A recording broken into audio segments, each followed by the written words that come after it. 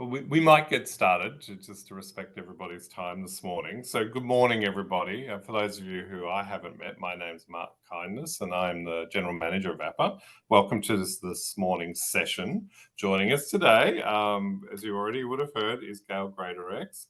And our topic today is the Product Safety Workshop, cheekily titled Keeping You Out of Jail. So welcome, Gail.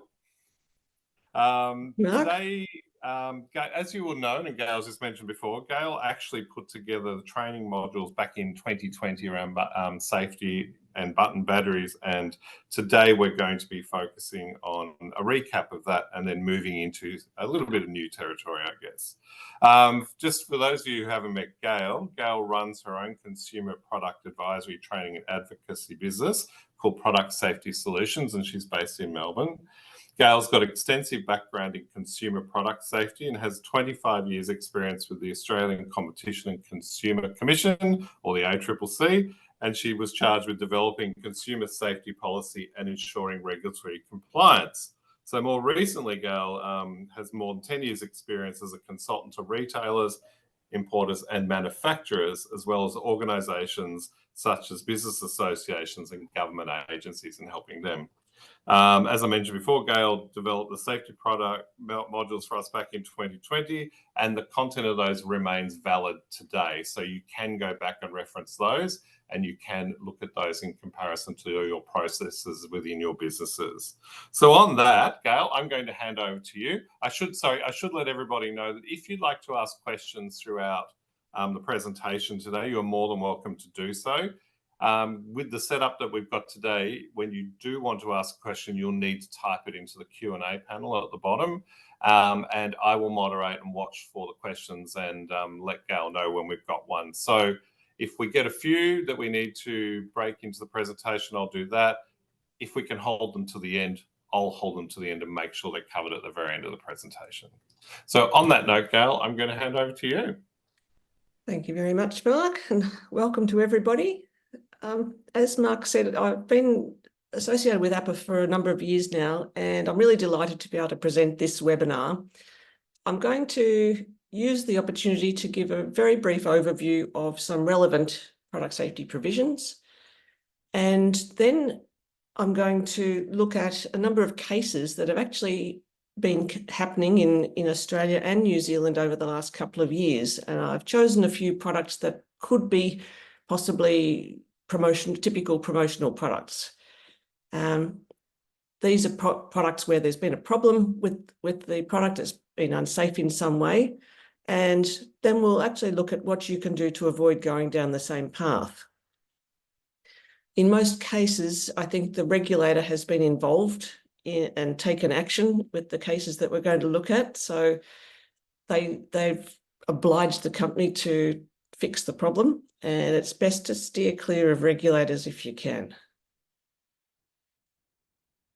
So the webinar highlights the risks, and in running through the recent cases, we'll explore ways to outline ways to avoid them. So how do you ensure that products you sell are safe? Are you prepared for doing a recall? What impact would a recall have on your business? And can you avoid ending up in court? There's some risk perhaps of going to jail, but either way, the costs of selling an unsafe product can be really high and definitely impact your business. So let's get started. And I look forward to having some discussion at the end of the presentation. So who is actually responsible for the safety of a product? There's a long list, and it's even a longer list I think in the promotional product industry, where you've got a few extra layers of within the supply chain, or I should say links in the supply chain. So who's actually got the responsibility? Clearly, the designer needs to factor safety in and compliance with any standards when they're designing the products and writing any instructions. The manufacturer must source the right materials and ensure correct production. The people behind branding and marketing, including the packaging and so forth, need to align any claims with what the product is actually capable of doing. The supplier might be an export company. They need to check that all of the things that have gone before are correct, and ideally use a third-party inspection service before they export from the country of manufacture.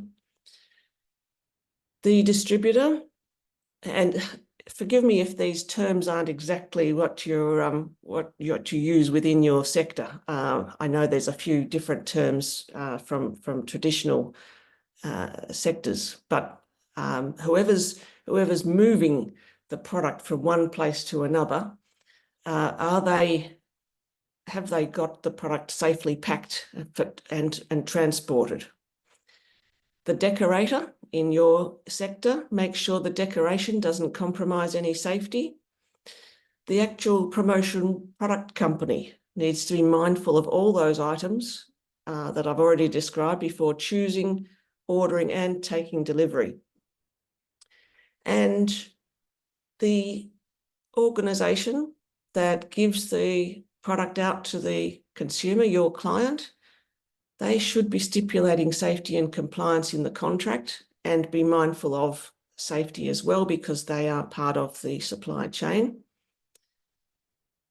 We've seen a few cases recently where button batteries have been in products that are handed out in sporting events, that sort of thing, big events, that they have that responsibility as well.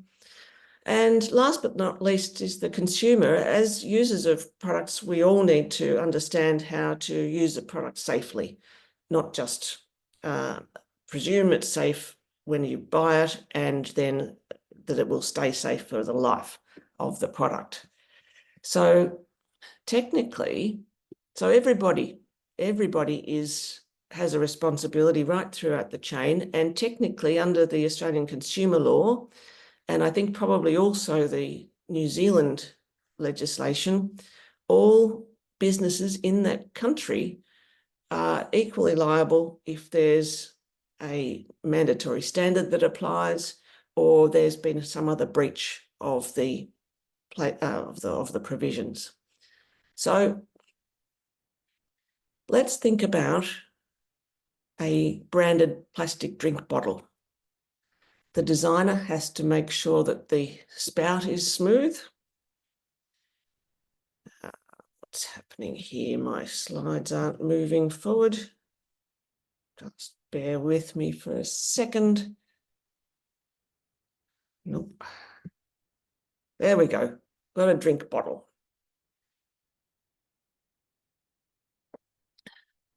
Yeah, so whoever's designing that drink bottle has to make sure that the spout is smooth and specify that the right materials are going to be used in production. And then the manufacturer must source stable polymers and ensure that the machinery is in good condition for it within the factory. People behind the branding and marketing of that bottle, they shouldn't leave images, for example, of leaving the bottle in a hot car if that's going to cause damage to, say, the spout or something like that. Your people who are that you're purchasing from might be an export company. They need to check all of those things and arrange a third-party inspection to make sure that things are as they need to be. Needs to be freighted and stored at the right temperature that doesn't affect the plastics in the bottle. Got to make sure your distributor doesn't stamp the decoration on in a way that risks cracking the bottle, for example. Your own promotional product company needs to be mindful of all of those things before choosing, ordering, and taking delivery. And you'd want to be doing a visual check on the product once you receive it. Your client should also be doing a visual check. Consumers need to use it properly. If it's been left lying outside in the sun or if the dogs chewed it, for example, they need to maybe throw it out. Clearly, it's a team effort. No one part of the supply chain and use chain can simply rely on others up and down the chain. So let's have a look at the way to think about product safety and what happens if it goes wrong.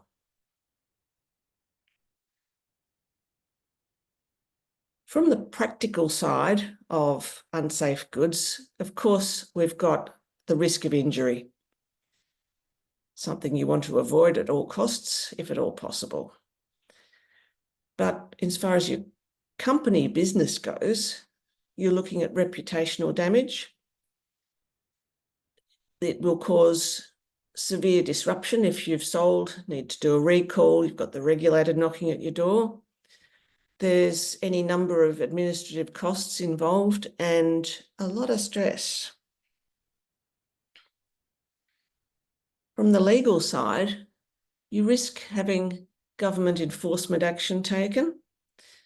Of course, government has got a range of enforcement tools up their sleeve, and you could be facing anything from an administrative warning through to going to court, or in very serious cases, real litigation and potential disqualification as a director of your company. So it's a pretty wide range of enforcement tools, all of which you'd like to be able to avoid. Recalling the product can be a bit of a nightmare, and it depends on what kind of product and what kind of systems you've got in place. And we'll be looking at some interesting examples of recalls that have actually happened. There's court cases potentially. There's lawyers' fees, and which also can be really high, and big dollar fines, up over $1 million for product safety breaches. So what we're going to be looking at is a series of recent cases that have happened in Australia and New Zealand. These are recalls and/or enforcement cases. And I've chosen 3 different categories that we'll go through, which give you a bit of an idea of the range that can emerge as problematic. The first one will be physical hazards, and that's things like sharp edges that can cut somebody or cause some other bodily harm. There can be chemical hazards where toxic substances are involved.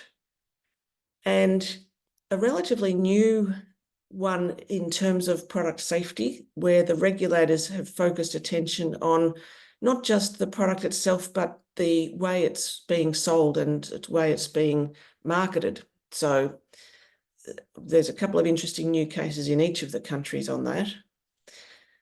In most cases, it's not mentioned whether any injuries have happened before the action was taken, but generally it's the supplier or the regulator has taken action, hopefully ahead of any actual injuries happening.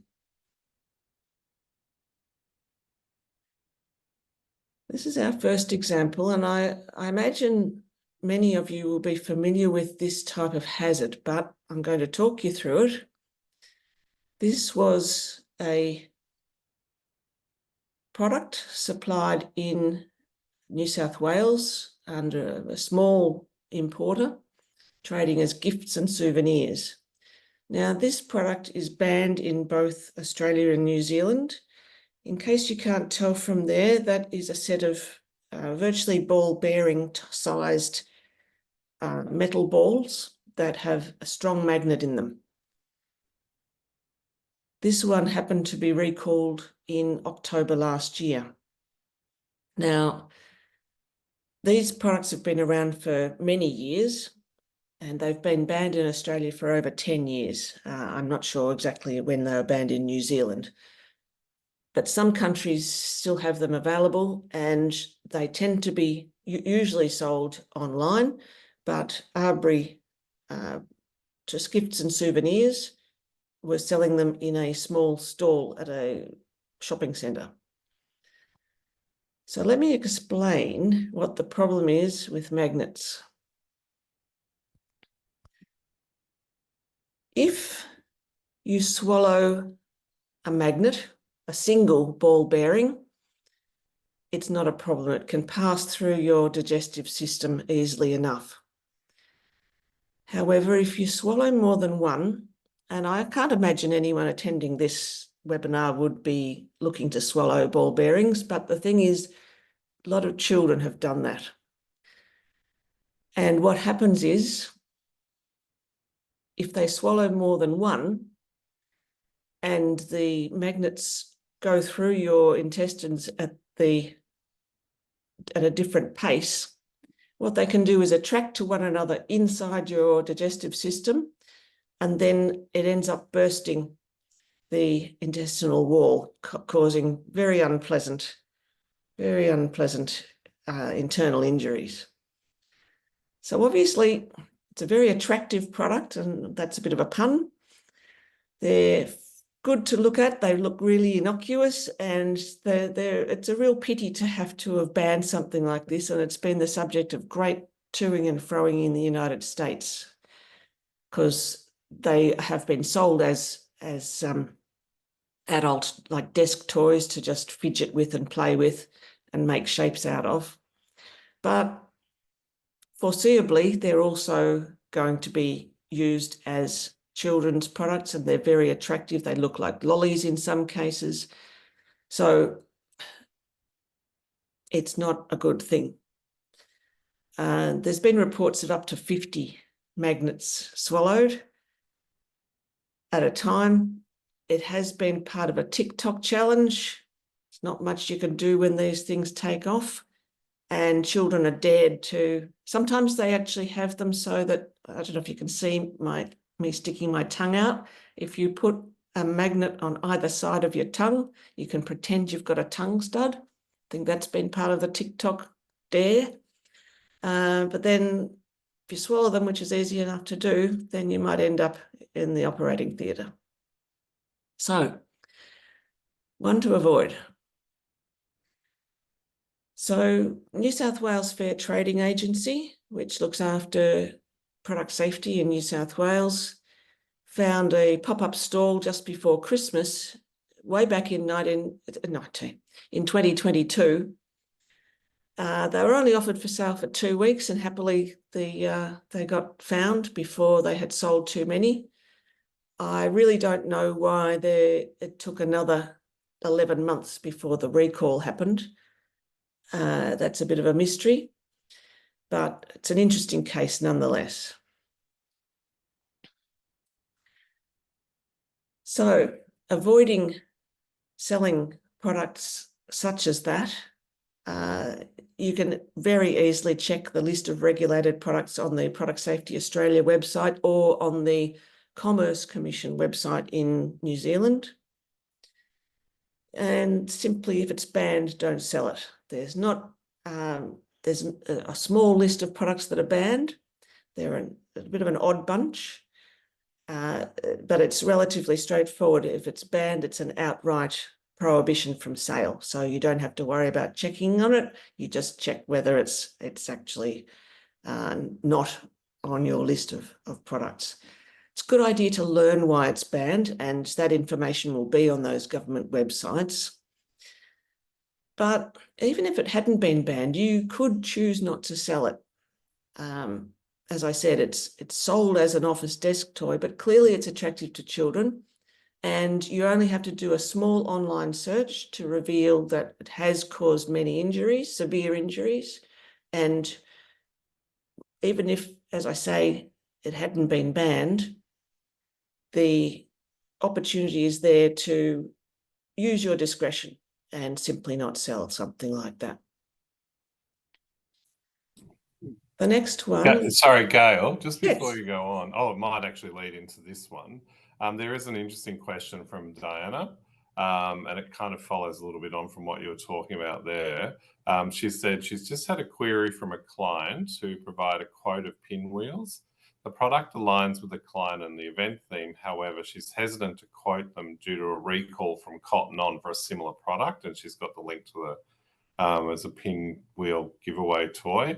The client has advised they want to increase brand awareness in the local community, not specifically children under 36 months, but really they see this as a child's product. Suggested alternatives, she'd love to quote as well, is there a way to protect ourselves and the client if the client really want to produce these? And Simon said, did you say pinwheel? Yes, yeah. She did say pinwheel. Yeah.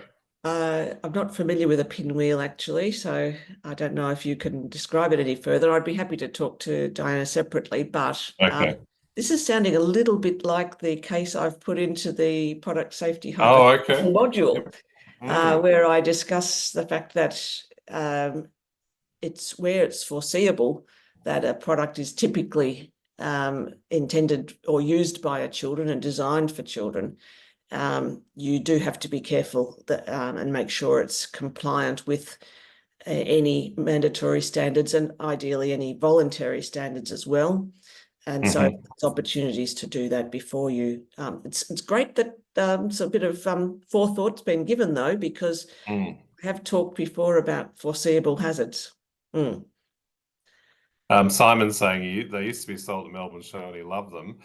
In this situation that Diana's described, if a big a retail like Cotton On's got a recall on them, should we even be quoting them to other people, or should we avoid that product, generally speaking?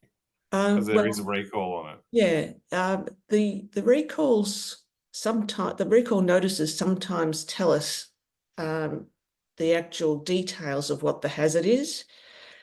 Occasionally they're unhelpful just by saying, well, it simply didn't meet the standard, and you don't know whether that's the product's capable of meeting the standard and they just hadn't done it right, or whether it's incapable of meeting the standard due to its very nature. So that makes it a little bit tricky, but certainly if there's sufficient detail in the Cotton On recall, then yes. And maybe it might be possible to get a little bit more information about that, and we can look at that later. Okay, that would be great. Thank you. Good. Thanks for the question, Diana, and Simon for your comments. Beautiful. Yes, all right, absolutely. I'll hand back to you. Cheers. So another physical hazard recall, and it wouldn't be a product safety webinar without mentioning button batteries.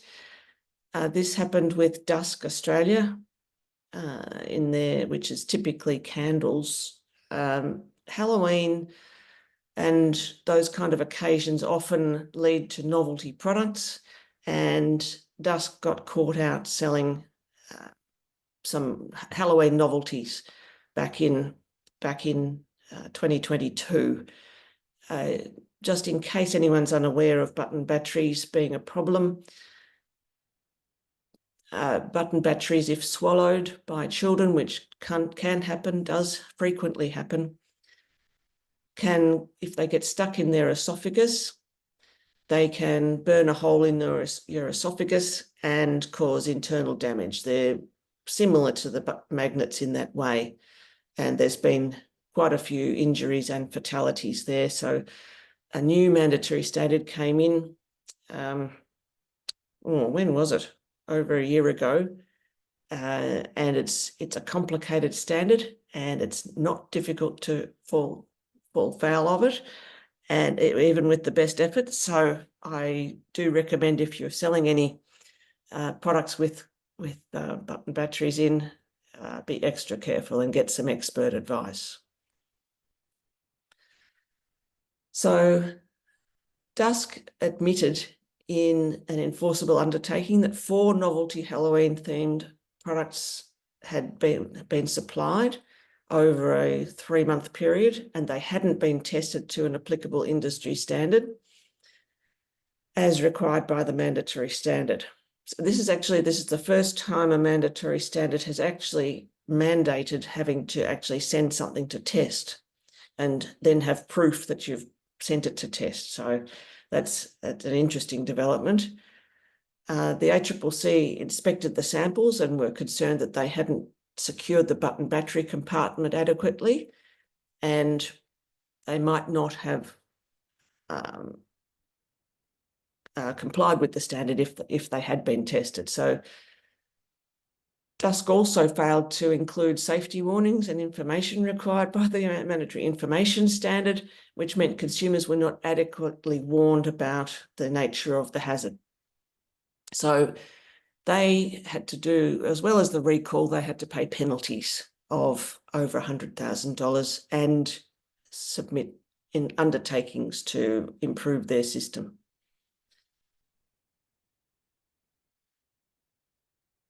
You can avoid this kind of situation by checking the list of regulated products again. So you'll have the list of mandatory standards, which gives you advice about button batteries and some of the other, I think it's 40 products that are subject to mandatory standards.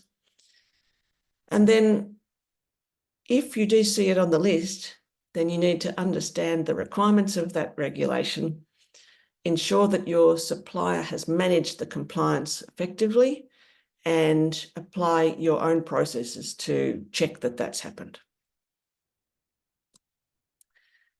So next we're going to look at some chemical hazards.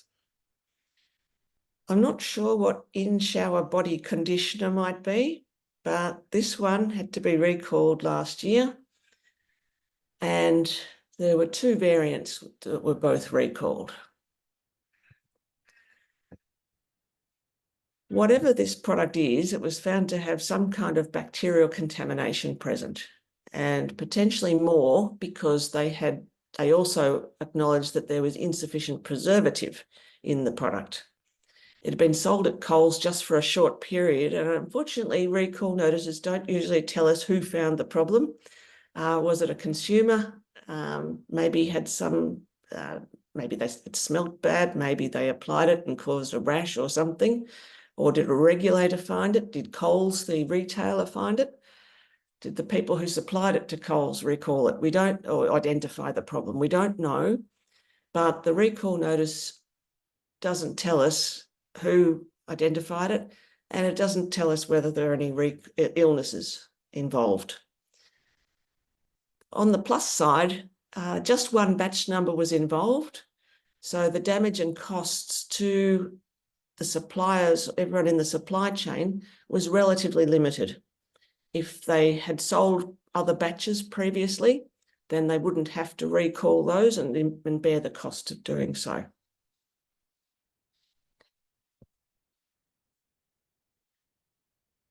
This is another slightly unusual one, Huggies baby wipes. They were recalled in New Zealand in 2022 and had a bacterial contamination which is very unpleasant to think about. And just one more chemical hazard. This is Jack the Barber body spray deodorants. Typically grungy kind of marketing to men in their deodorant range. But what's interesting is that it says that the can is not sufficiently constructed to deal with extreme pressure and could pop or explode. So you've sold the tough guy image. Well, they didn't make sure the can was tough. And it makes you wonder what was going on with that one. So it's not just the contents of the can in this case, it's the container that needs to be thought about in the product design and its production and perhaps handling. So you can avoid that kind of risk by ensuring that your business has got good product ingredient specifications. The container design and specifications are effective.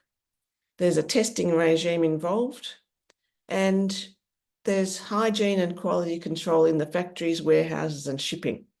Now, I know that you guys aren't the manufacturers, so what you need to be doing is using reliable suppliers, people you're purchasing from, and understand that they have got systems in place to manage all of these things and can provide you with evidence of them having done so.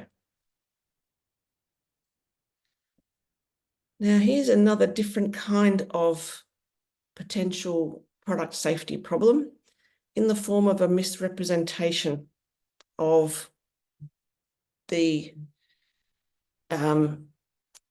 product itself and how it's to be used.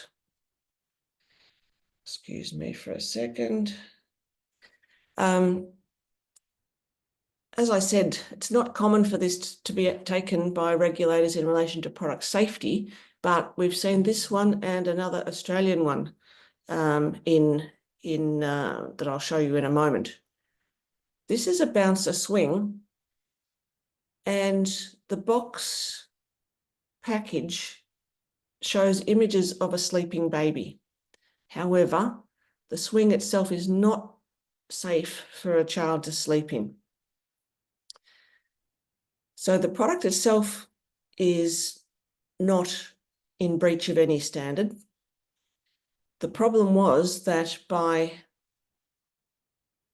depicting a sleeping child, contrary to the safe use of the product, that was a misrepresentation, and it would lead potentially for parents to leave their child in the swing in order to, just for as if it was sleeping, and maybe leave the room. The risk is that, and there is actually a mandatory standard or perhaps a ban in New Zealand that infant products that are intended for sleep can't have an incline of more than 7 degrees, because there's a risk that infants will fall asleep in a chin to chest position, and that will restrict their airway. The Australian Competition and Consumer Commission is looking to introduce a similar requirement in Australia. They've been a bit slower about it, but it's interesting that this case did lead to not only attention from the regulator in New Zealand, but a recall as well. And the recall itself was I've put it recall in inverted commas there because it was simply just a notification explaining that the product was okay so long as it wasn't used for sleeping. Okay. Now, a similar kind of situation here, riffraff sleeping products. The Riffraff is an Australian company, and they've got a series of children's products that they sell. It was a little sort of comforter, sleep aid that you could put the child to bed with. However, similar to the sleeping device, there's a suffocation risk for children under the age of, I think it's 6 months, to not have any soft toys or other products in the cot with them. However, the Riffraff company had not only depicted it like you can see in this picture on the right here, but they had actually said this is really good for newborns on their website and possibly also on their packaging. So clearly a misrepresentation, and that led to a recall as well. So the APPA referred to this as a misleading case,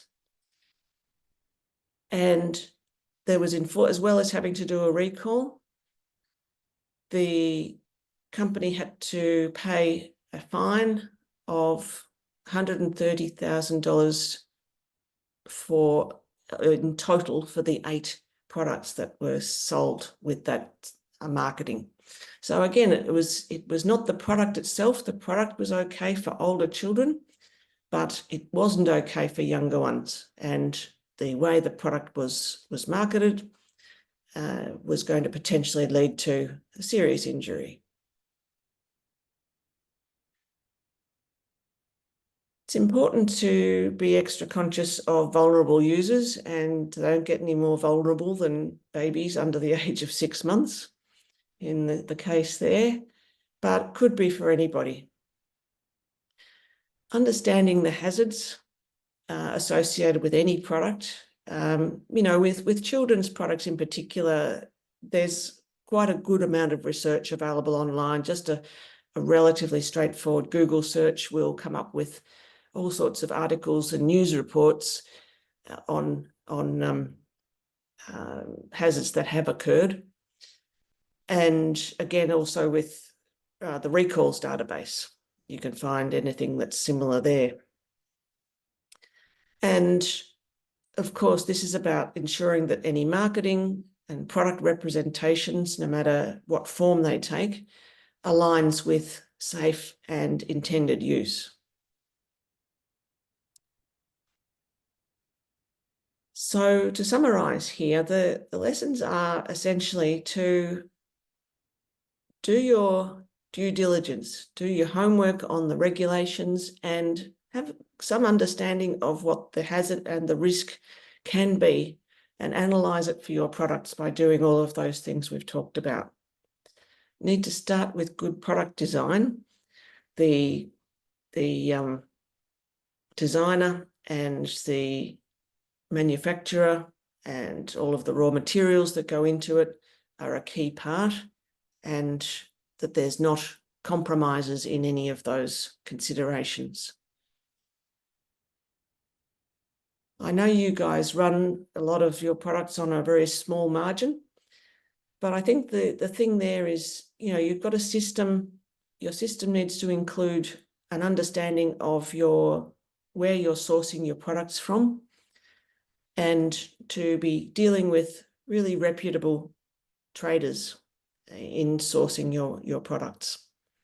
And then running some checks and not just have complete reliance on others further up the supply chain to check on the products themselves when they hit your warehouse. You can visit and sign up to the Product Safety Australia and the Commerce Commission websites in Australia and New Zealand. If you haven't already signed up, I do recommend that you do that, because you will, for even apart from your own business, if there's products at home that are being recalled, you want to know about it and you get information that way. But checking those websites from time to time, the APPA I know isn't all that good at alerting you when they put new information on the website. So just pop in and check, especially if you're coming to order a new product. Now, there are, as Mark mentioned, some existing APPA product safety modules that I prepared a few years ago, and these cover the regulatory regime in both countries, how to conduct hazard and risk assessment, understanding the concept of foreseeable use and how to apply it, testing products, and managing the supply chain. The ACCC has recently put out an updated recall guideline. And I'm sorry, I didn't look in New Zealand what guidance they have there, but the same principles would apply to setting up a product recall system and in designing and how to run a recall if you need to. So that guide is there. Now, it's a long guide. If you look at it online, it's got a lot of, linked click through. You can click from one section to another, so it doesn't seem as overwhelming given the length and the amount of detail in there. And by all means, scroll through. There's a handy checklist that'll give you an overview of what's involved in setting up a good product safety recall plan. And that will give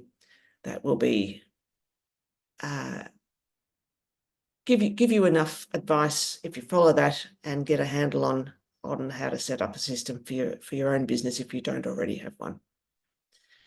So that's the end of my presentation. Thank you very much for your attention, and I'm happy to take some questions. Thanks, Mark. Yeah, thanks, Gail. Those points around doing your homework, assessing good product design, system checking, it's so important. Just before we jumped on the webinar today, Gail and I were discussing a recall through a major retailer in Australia, and even with all their resources, sometimes things slip through. So, you know, that diligence around these things is so, so important. We've had Diana's question. There is another one that's come through to me privately. And Gail, you alluded to a couple of these terms. So they're asking, what's the difference between a mandatory and a voluntary standard? Oh, that's a good question. Thank you. Mandatory standards apply to nominated products that have been identified as having particularly serious hazards associated with them, or at least a hazard that can be addressed quite easily by attending to it as through a set of standards that explain how a product can be made and made safely. Those are part of any business's legal requirements to make sure that the product complies with that standard before they're put on sale. And as I mentioned, the responsibility for doing that sits under at least the Australian consumer law, sits equally within all levels of the supply chain, but in particular, anybody with a business within Australia is responsible there. So action can be taken against the retailer, whoever, or the importer, or whoever's distributing and selling that product. While that only covers a relatively small number of products or product categories, and we talked about a couple there. There's the magnet ban. Oh, sorry, that's a ban, a standard. The standard for the button batteries, for example.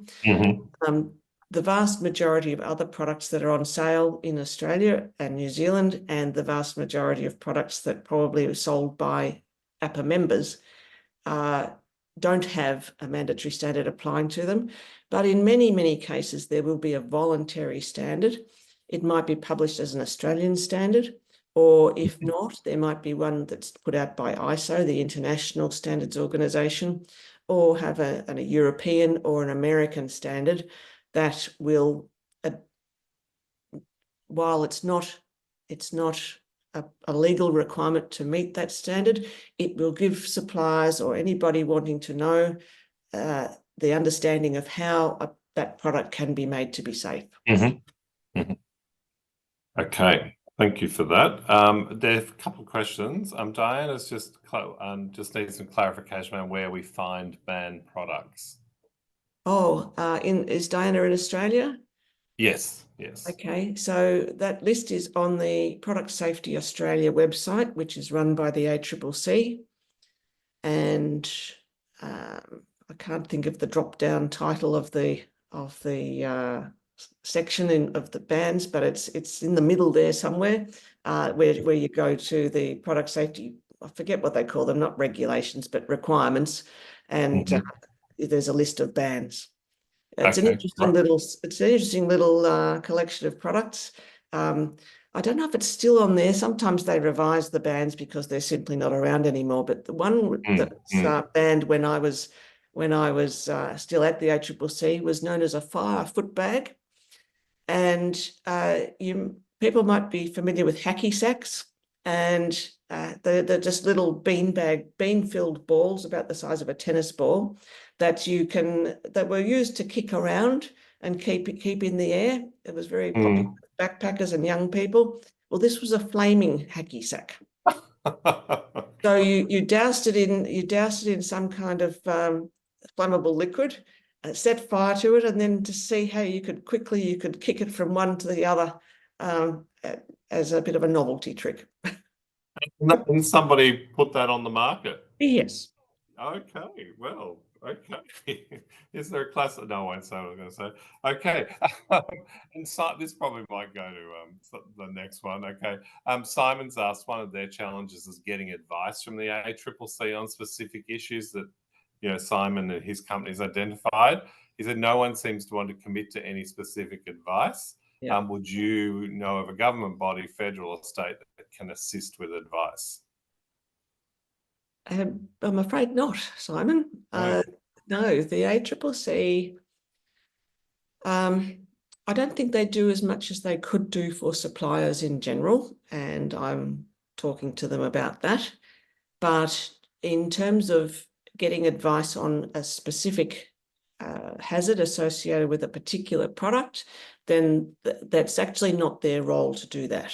Occasionally, if there's something like a problem with an interpretation of a mandatory standard or a ban, then that's something you could engage with them on, because sometimes the wording of the regulations is a little bit ambiguous, or sometimes there's a product that comes along that either doesn't fit neatly within the definition and you don't know whether it's captured by the regulation or it isn't, or there might be a simple kind of modification to a product and the standard doesn't address it properly. So if the regulation itself is causing the problem, then yes, I think you should be able to engage with the ACCC. And if then still not helpful, then perhaps let me know about that, because I often liaise with them in that way. But if it's just advice about, does this product meet the standard, then and it's clearly within the standard and it's clearly something that you're just trying to get an understanding of yourself, then that's not the role of the regulator and not the role of any particular government agency. There are a few product safety consultants around who can help you with that sort of thing. Mm-hmm. And I sometimes do some of that kind of work. And if I can't do it, then I can usually nominate one of my associates or colleagues who can. But quite often it's a case of referring the product to a test company.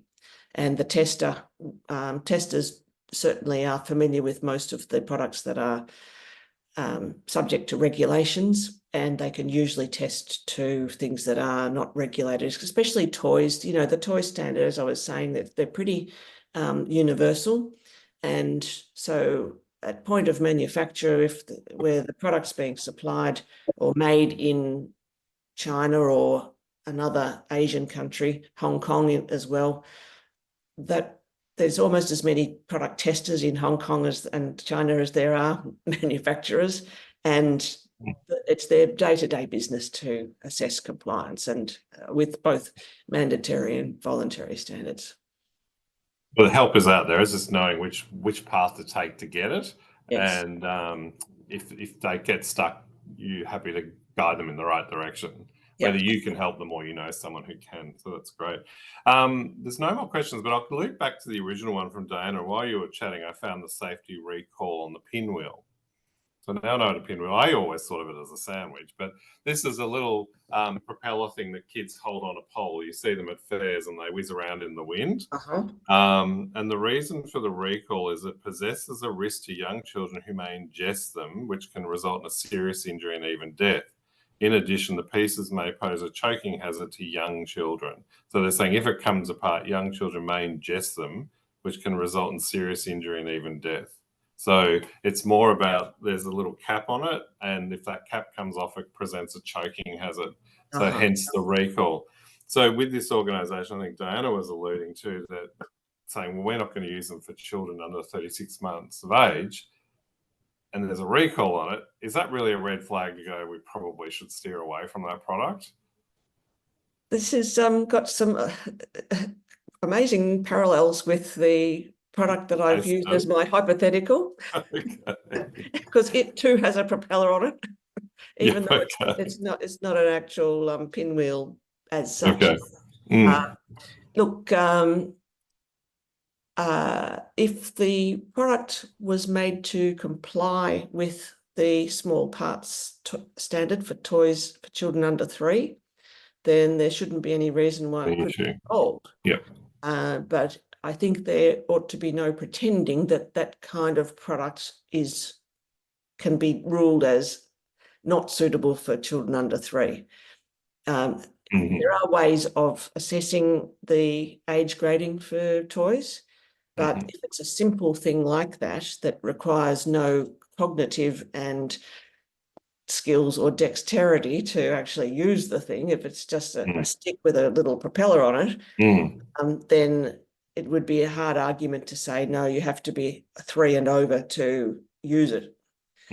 The problem, whilst Cotton On might not have intended it for children under 3, and I don't know what their marketing might have been with it,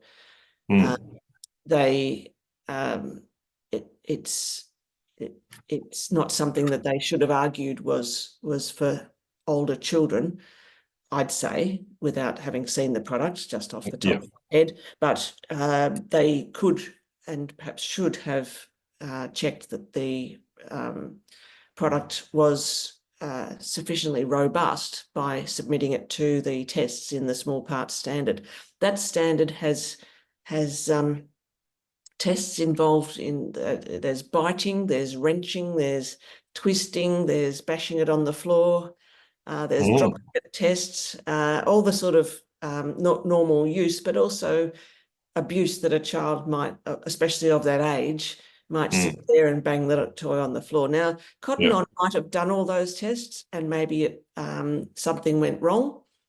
Maybe the thing came loose by itself, and they weren't able to sufficiently provide evidence that, or they were too concerned that if it came off one, even though they'd tested it for compliance, it might come off others in practice. So, you know, we don't know the details when a recall happens, but, you know, it's really good that Diana has found that recall, because it's so informative, and it can give you a heads up that your product, the same thing could happen to your product. So I always recommend that people subscribe to that recalls database and search it when you're planning it, selling a new product. Perfect. Thank you very much. And it's probably a nice segue to let everybody know that there is a part 2 and a part 3 to today, in the sense of Gail's kindly created for us a hypothetical scenario, which will be loaded up onto the APPA website either later today or no later than Friday. And there will also be a quiz that attaches to it. And the premise of it is it covers a hypothetical product associated with not 1 but 2 injuries. Find out what happens when the regulator comes knocking on your door, and really by taking part in the scenario and then answering the questions to the quiz, it helps you to identify any knowledge or process gaps in your internal processes in your business if something along those lines happens. So we'll let members know when they've been loaded so you can access them. But I would strongly encourage you, as will go, I would say, after watching today, to then go on and watch the hypothetical and then take part in the quiz. So Gail, any last words? Well, I hope I haven't gone over time, Mark, because I've just realised that I had something leaning on the minute hand of my clock. That's all right. I thought, gee, time's going slowly. It says it's 11:35 on my clock, but I see now on my phone that it's actually closer to the hour. Right. No, look, thank you very much for the opportunity. I hope people enjoyed and didn't feel too alarmed by it all, and that there was sufficient guidance in there to get you thinking about product safety and knowing where to go to find it. Yeah, I think you delivered that in spades. So thank you. So again, thank you to Gail for presenting the workshop today to our members. And on behalf of Gail, myself and the APPA team, thank you all for coming and joining us today and watching it in future scenarios when you're downloading it. Hope you all have a great afternoon. Bye, everyone. Thank you. Thanks, Gail.